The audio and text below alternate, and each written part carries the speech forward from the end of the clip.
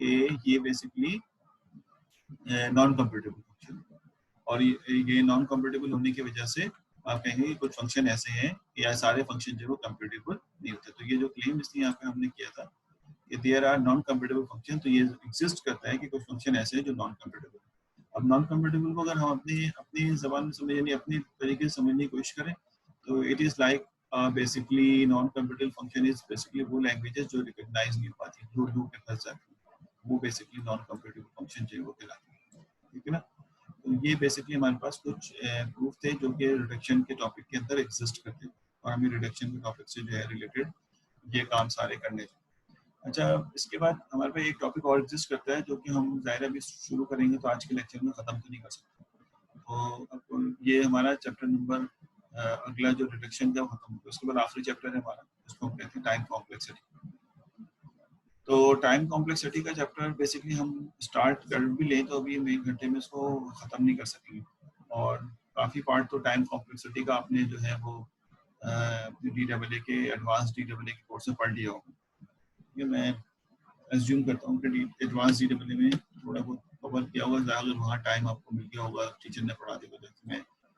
मैं तो बिल्कुल ही कायली दिखाई है सिर्फ, और इस टॉपिक तक नहीं पहुँच सका टाइम कॉम्प्लेक्सिटी के ऊपर।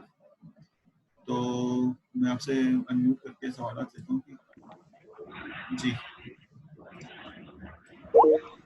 जी अर्शद साहब,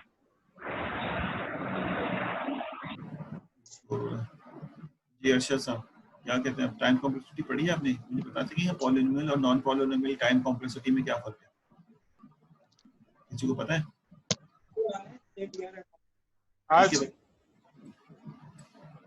लिख के बता दो अगर बोलना नहीं चाह रहे। पॉलिनोमियल और नॉन पॉलिनोमियल टाइम कॉम्प्लेक्सिटी में क्या फर्क है? जी सर, कोई भी नहीं, किसी को भी नहीं पता? DAA एडवांस DAA नहीं पढ़ा आप लोगों ने?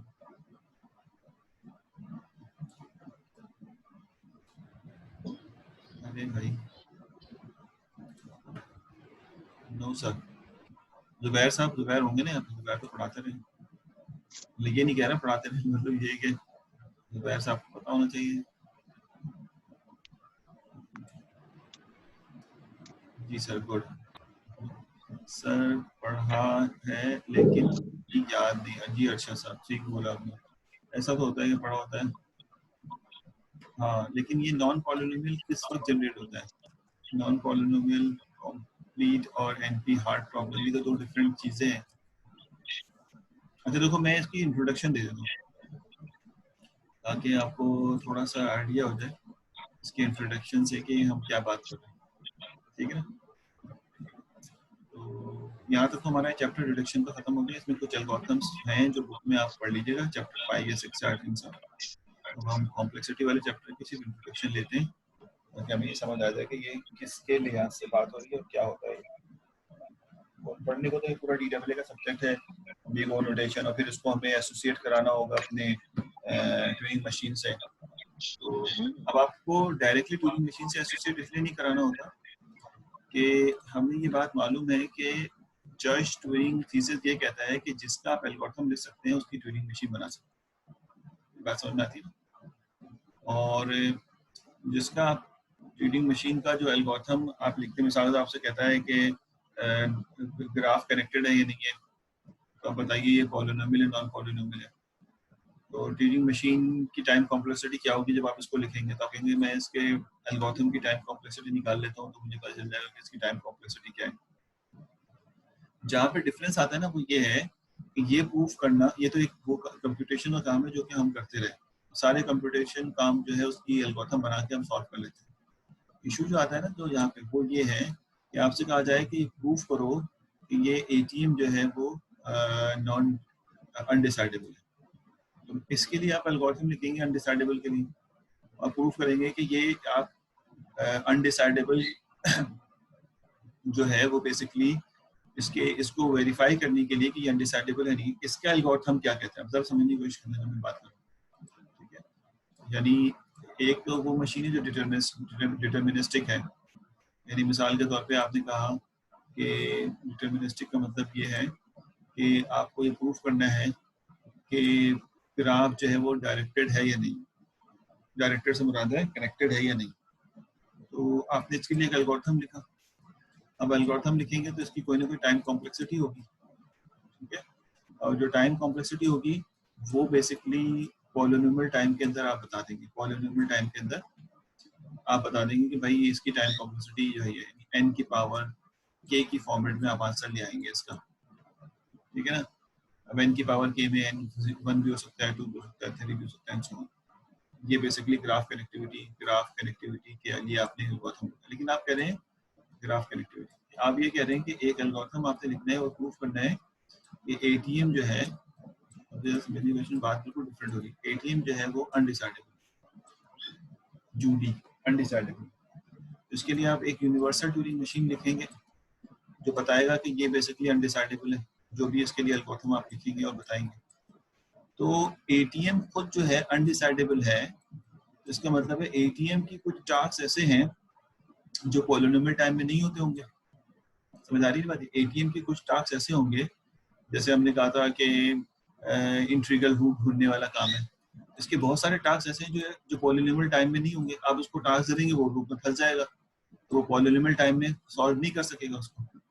लेकिन आप ये बताने के काबिल हैं या इसको रिकग्नाइज करने के काबिल हैं, क्या ऐसा कर सकते हैं कि आप ये करें कि ये बता दें कि ये जो अनडिसाइडेबल इशू है, तो बेसिकली आप ये डिफाइन कर लें कि एटीएम जो है वो अनडिसाइडेबल टास्क है, ये बता दें एटीएम जो है वो डिसाइडेबल नहीं है। यानी आप वेरीफाई कर रहे हैं, एक वेरीफायर बना रहे हैं जो ये बता रहा है कि एटीएम बेसिकली डिसाइडेबल है, यानी वो अनडिसाइडेबल है, डिसाइडेबल नहीं है।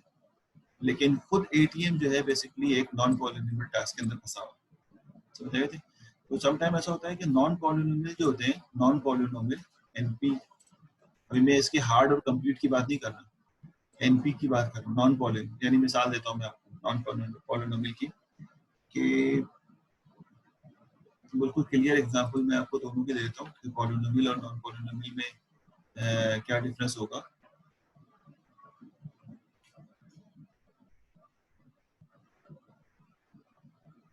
जी बिल्कुल सही है। हम इसकी सिंपल एग्जांपल से लेते हैं कि मिसाल के तौर पे हमारे पास जो है एक बबल सॉर्ट का एल्गोरिथम है। बबल सॉर्ट का एल्गोरिथम आपने लिखा और जब आपने उसको सॉल्व किया बबल सॉर्ट का एल्गोरिथम को, तो ये बेसिकली एक पॉलिनोमियल टाइम के अंदर सॉल्व हो गया और इसकी टाइम कॉम्प्लेक्सिटी जो है वो n स्क्वायर जो है वो आपके लिए जनरेट कर। और इसी के बरक्स आपसे कहा जा रहा है कि ये बेसिकली एक अनडायरेक्टेड कनेक्टेड ग्राफ है, ठीक है ना। ये एक अनडायरेक्टेड कनेक्टेड ग्राफ है और कुछ इस तरह से है ये बेसिकली ग्राफ। और इसके वेट्स यहाँ दिए हुए, मिसाल के तौर पर 6, 5, 3, 2, 1, 9, 5 और 1, 5, ये वेट्स इसके दिए हुए। और आपसे कहा जा रहा है कि आपने इसके अंदर से इसकी मिनिमम स्पैनिंग ट्री ढूंढना है, ठीक हो गया। मिनिमम स्पैनिंग ट्री ढूंढना है। जब आप इसके लिए मिनिमम स्पैनिंग ट्री ढूंढेंगे तो इसका एक तरीका इस तरह से ढूंढा जा सकता है कि आप कहेंगे अच्छा मैं इसका मिनिमम स्पैनिंग ट्री ढूंढता हूँ तो क्या करता हूँ कि इसके सारे पॉसिबल स्पैनिंग ट्री बना लेता हूँ। सारे पॉसिबल स्पैनिंग ट्री क्या होती है कि सारे नोड्स आपस में स्पैन किए हो, कनेक्टेड हो और उसमें कोई लूप ना हो। मिसाल के तौर पे आप कहेंगे यहाँ से उसको हटा दो, तो ये आप कहेंगे मिसाल के तौर पे यहाँ से इसको हटा दो, समझ रहे हो। तो जब इसको हटा देंगे तो पाथ आपके पास है कि हर नोड दूसरे नोड से कनेक्टेड है। आप कहेंगे यहाँ से उसको हटा दो, यहाँ से जा सकते हैं, इधर से चले जाएंगे, उसको क्या जरूरत है। तो ये 3 पाथ हटा दें तब भी आपके पास ये कनेक्टेड रहेंगे और ये स्पैनिंग ट्री कहलाएगी। लेकिन मिनिमम होगा नहीं होगा ये नहीं पता हमें। मिनिमम का मतलब यह क्या होता है कि जिसका वेट सम ऑफ वेट जो है वो मिनिमम, सम ऑफ वेट जो है वो क्या हो, मिनिमम। तो हमें इस वक्त ये नहीं पता चलेगा कि इसका वेट जो है वो कम है या नहीं। तो अगर आप इस तरह के सारे ऑप्शन बना लें, सारे स्पैनिंग ट्री बना लें, तो सारे स्पैनिंग ट्री जो बनेगा, यानी पहला सेट ऑफ स्पैनिंग ट्री, दूसरा सेट ऑफ स्पैनिंग ट्री, तीसरा सेट ऑफ स्पैनिंग ट्री, समझ रहे मेरी बात, तीसरा set of spanning tree, fourth set of spanning, पता नहीं कितने सेट ऑफ स्पैनिंग ट्री बनेंगे। जब आप ये सारे स्पैनिंग ट्री बना लेंगे तो इसमें से कोई एक होगा जो कि मिनिमम स्पैनिंग ट्री होगा, उसको पिक कर लें और कह दें कि ये स्पैनिंग। तो ये जो सेट बनाने की टेक्निक होती है ना, याद रखना हमेशा, ये non polynomial. Whenever you are going to basically construction the power set, अगर अभी हमें इसको हम किसी ग्रीडी या डायनेमल एल्गोरिथम की तरफ ना लेके जाएं, सिंपल ब्रूट फोर्स की तरफ लेके जा रहे हैं हम और एग्जॉस्टिव सर्च की तरफ उसको सॉल्व कर रहे हैं, तो बेसिकली ये एक नॉन पॉलिनोमियल कैटेगरी में चला जाएगा और ये एक्सपोनेंशियल हो जाएगा, यानी 2 की पावर समथिंग जो है वो 2 की पावर n कैटेगरी के अंदर चला जाएगा। और 2 की पावर n का मतलब है ये नॉन पॉलिनोमियल, 2 की पावर n या फलां की पावर फलां हो जाए, ये बेसिकली एक नॉन, ये बेसिकली दो डिफरेंट चीजें हैं कि ये नॉन पॉलिनोमियल है कैटेगरी, नॉन पॉली, और ये जो है वो पॉलिनोमियल कैटेगरी के अंदर आता है। तो ट्यूरिंग मशीन के बारे में हमें यही सर्च करना है कि ये पॉलिनोमियल, ये जो टास्क आप दे रहे हैं, क्योंकि हमें इसको बाद में कंप्यूटर के अंदर कन्वर्ट करना है, जो भी टास्क हम करते हैं, तो बेसिकली ये देखना है कि ये पॉलिनोमियल कैटेगरी के अंदर आता है, ये नॉन पॉलिनोमियल कैटेगरी के अंदर आता है। तो यहाँ पर एक बात ये बताई जाती है कि जो नॉन पॉलिनोमियल है, ये नॉन पॉलिनोमियल तो वो है जो कि बेसिकली हम यहाँ पे इसके सारे के सारे ऑप्शन बना रहे हैं, लेकिन अब देखना इसमें से कोई एक ढूंढना कि जो कि मेरा मिनिमम स्पैनिंग ट्री होगा, ठीक है, कोई एक होगा ना, तो कंस्ट्रक्शन तो नॉन पॉलिनोमियल है, लेकिन इसमें ढूंढने का जो अमल है, फाइंडिंग का जो अमल है, वो पॉलिनोमियल है, जिसको हम वेरीफायर कहते हैं, ठीक है। तो ऐसा प्रोसीजर जिसको बेसिकली ऐसे लैंग्वेजेस जिसको बेसिकली हम जिसको जिसको फाइंडिंग के लिए उसका वेरीफायर पॉलिनोमियल टाइम में बना लें, तो वो नॉन पॉलिनोमियल कैटेगरी, जिसका हम वेरीफायर जो है, यानी ये तो नॉन पॉलिनोमियल है, लेकिन वेरीफायर जो है वो बेसिकली हम इसका पॉलिनोमियल टाइम में बना लें, वो गालिबन जो है वो एनपी कंप्लीट कैटेगरी के अंदर जाएगा। ये हमें बेसिकली इस चैप्टर के अंदर जो है ना, ये डिस्कशन जो है वो चाहिए हमें। मैं भी ज़ाहिर है इसको सारा तो नहीं पढ़ा सकूँगा, यानी यहाँ पे मैं इसकी स्लाइड शेयर करता हूँ आपके साथ और फिर इसको वाइंड अप करते हैं। अच्छा जी, शेयरिंग, ये अगर आप इतना भी पढ़ लें तो कॉम्प्लेक्सिटी, इसमें मैंने लिखा ही नहीं, लिखा मुझे याद नहीं।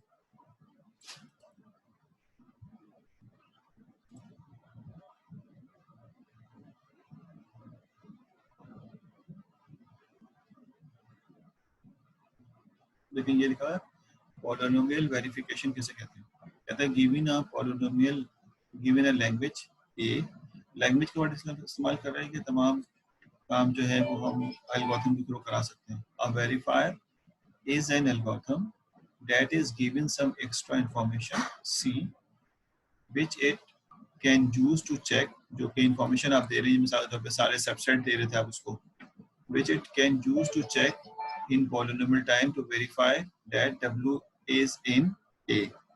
समझ आ रही बात है?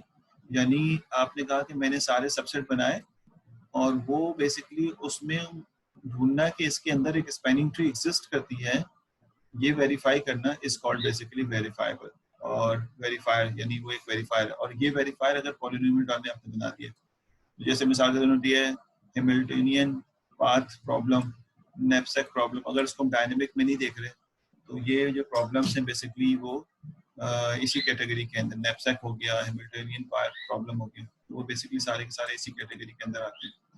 तो कहता है आप verifier for a language A is an algorithm V where A is equal to W, जो इंफॉर्मेशन है वी एक्सेप्ट, ठीक है, डब्ल्यू कॉमा सी और सम स्ट्रिंग सी।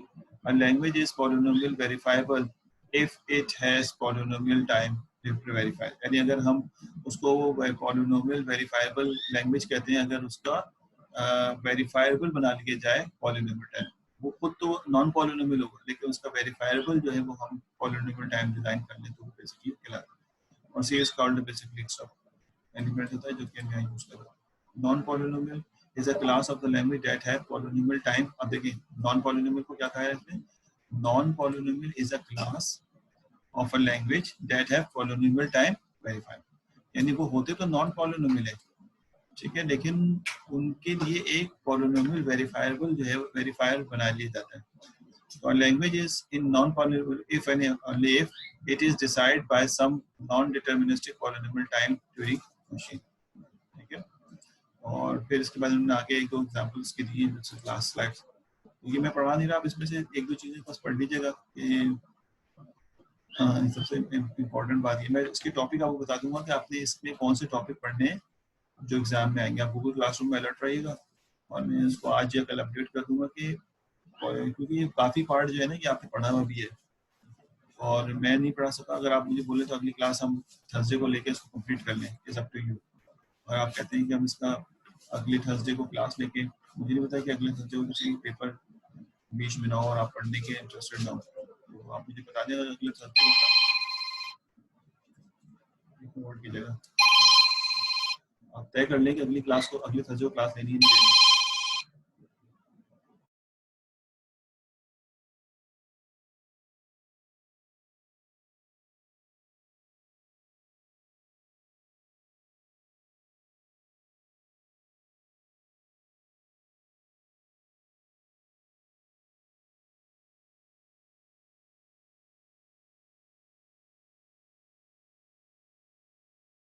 थर्सडे का पेपर कैसे हो गया? पेपर तो हफ्ता इतवार को चल रहा है।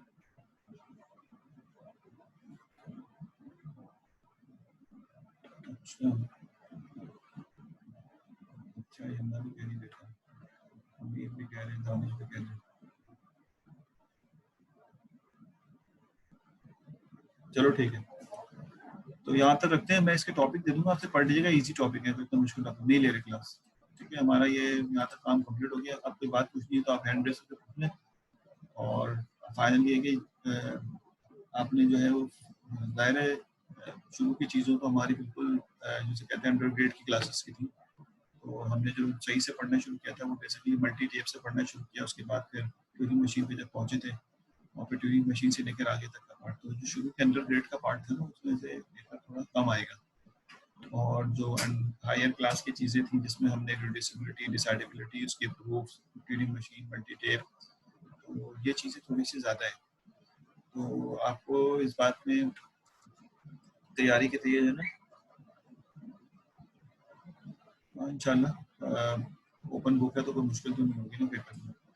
तो ये जो कॉम्प्लेक्सिटी का टॉपिक है ये इंक्लूड है इसमें। मैं कुछ टॉपिक आपको दे दूँगा, आप पढ़ लेंगे, नहीं समझ में आएगा तो आप मुझसे डिस्कस कर लीजिएगा। टाइम बहुत है हमारे पेपर में, 23rd को पेपर है, 7 तारीख है, तो उस एम्पल टाइम के आप जो है वो इसको डिसाइड कर लें। पीडीए सीएफजी वगैरह एग्जिस्ट करती है, लेकिन जो मेजर पार्ट जो है ना पेपर का वो बेसिकली इस पे नहीं होगा, पीडीए रेगुलर लैंग्वेजेस के।